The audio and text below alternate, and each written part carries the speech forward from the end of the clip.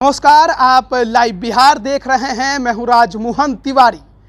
राष्ट्रीय जनता दल बिहार विधानसभा में सबसे बड़ी पार्टी है, यानी कि कोई भी ऐसी विधानसभा की सीट नहीं होगी जहां पर इस पार्टी के कार्यकर्ता या नेता नहीं होंगे।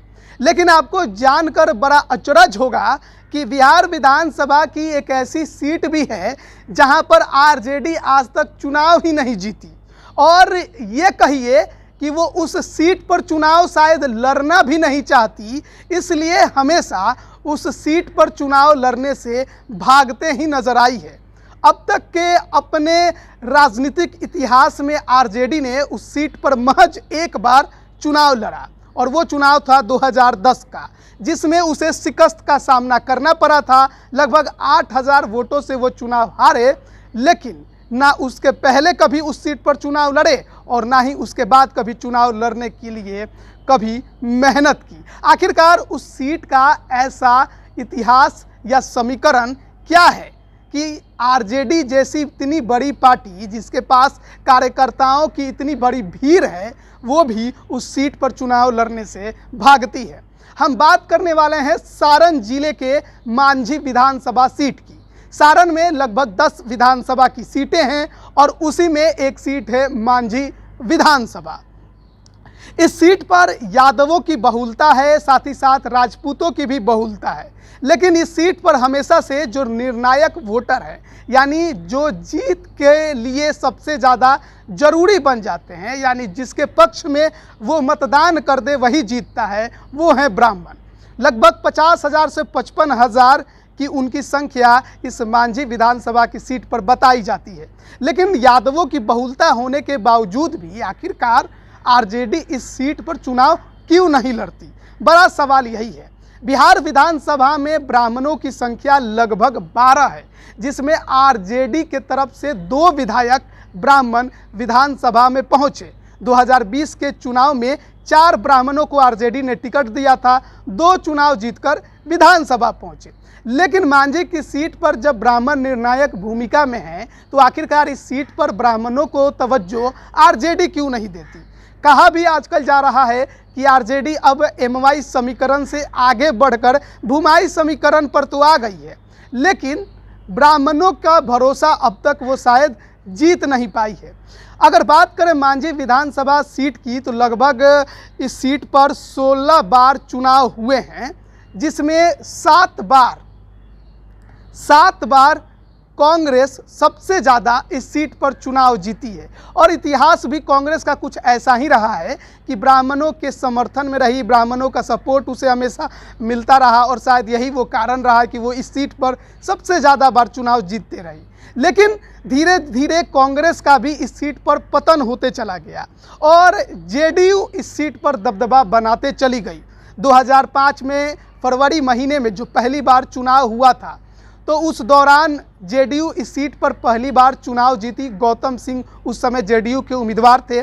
सरकार किसी की नहीं बन पाई, तो 2005 के अक्टूबर में फिर से दोबारा चुनाव हुआ, गौतम सिंह दोबारा चुनाव जीते। उसके बाद 2010 आया, जब बीजेपी और नीतीश कुमार की जोड़ी का लहर था। एक बार फिर गौतम सिंह जेडीयू के उम्मीदवार इस सीट पर बने, और दूसरी तरफ एलजेपी और आरजेडी का गठबंधन था, तो आरजेडी ने इस सीट पर पहली बार किसी को उम्मीदवार बनाया। हेमनारायण सिंह उम्मीदवार बने और गौतम सिंह एक बार फिर चुनाव जीतने में सफल रहे। लगभग 8000 वोटों से उन्होंने आरजेडी कैंडिडेट को हराया। ये मार्जिन उतना ज़्यादा नहीं था जीत हार का कि आगे भी आरजेडी इस सीट पर चुनाव नहीं लड़ सकती थी। लेकिन बात जब 2015 की आई, जब बिहार की राजनीतिक समीकरण पूरी तरह से बदल गए थे, नीतीश लालू की जोड़ी के साथ कांग्रेस भी उनके साथ थी, तब भी इस सीट पर आरजेडी चुनाव लड़ने से बची। जेडीयू ने भी इस सीट पर अपने उम्मीदवार को पीछे खींच लिया और उस समय टिकट जो है वो कांग्रेस के खाते में चला गया और विजय शंकर दुबे यहाँ से चुनाव जीतकर विधानसभा पहुँचे। वो दूसरे ऐसे ब्राह्मण उम्मीदवार थे जो इस सीट पर चुनाव जीते। इसके पहले सन 2000 में रविंद्रनाथ मिश्रा ने यहाँ पर चुनाव जीता था। वो पहले ब्राह्मण थे जो इस सीट पर चुनाव जीते। उसके अलावा बात 2020 की जब करें, तो एक बार फिर से कांग्रेस आरजेडी के साथ थी, सीपीआई, सीपीआईएम, सीपीआईएमएल भी साथ आ गए थे। विजय शंकर दुबे शायद एक बार फिर चुनाव लड़ने की चाहत में होंगे, लेकिन जब टिकट का बंटवारा यानी सीटों का बंटवारा हुआ तो ये सीट कांग्रेस को ना देकर आरजेडी ने सीपीआईएम को दे दिया। सीपीआईएम के उम्मीदवार सत्येंद्र यादव इस सीट पर 2020 के विधानसभा चुनाव में चुनाव लड़े और चुनाव जीते भी। सत्येंद्र यादव पहली बार इस सीट पर चुनाव नहीं लड़ रहे थे। इसके पहले सन 2000 में वो सीपीआईएम के ही टिकट पर चुनाव लड़े, 6ठे नंबर पर रहे। 2015 में फिर चुनाव लड़े, सीपीआईएम के टिकट पे 3रे नंबर पर रहे और 2020 में फिर सीपीआईएम के टिकट पर चुनाव लड़े और पहले नंबर पर आए। लेकिन सवाल यही है कि आखिरकार आरजेडी इस सीट पर चुनाव लड़ने से बचती क्यों है? आखिर क्या उसे इस बात का डर है कि ब्राह्मणों का वोट उसे नहीं मिलेगा, राजपूतों का वोट नहीं मिलेगा? ऐसी तमाम तरह के जो सियासी गणित हैं वो लगाए जाते हैं। और राजनीति में जब टिकटों का या सीटों का बंटवारा होता है तो जातीय समीकरण का बहुत ज़्यादा ध्यान रखा जाता है। माझी विधानसभा अगड़ी जाति की बहुलता वाली सीट है। यादव, राजपूत और ब्राह्मणों की बहुलता इस सीट पर है।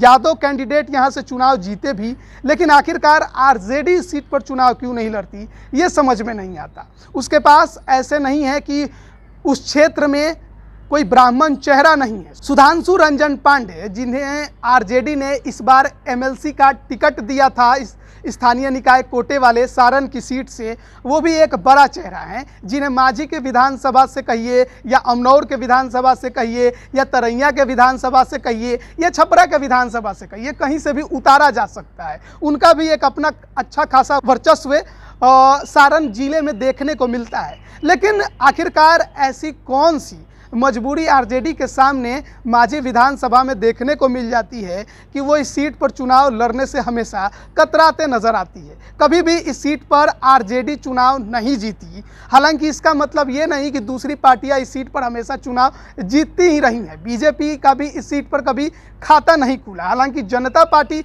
जरूर इस सीट पर एक बार चुनाव जीती है, साथ ही साथ इंडिपेंडेंट भी इस सीट पर 2 बार चुनाव जीते हैं। जेडीयू 3 बार चुनाव जीती है। हालांकि 2020 के चुनाव में माधवी सिंह को उसने टिकट जरूर दिया, लेकिन बीजेपी के बागी के वजह से वो सीट भी उसे गंवानी पड़ी।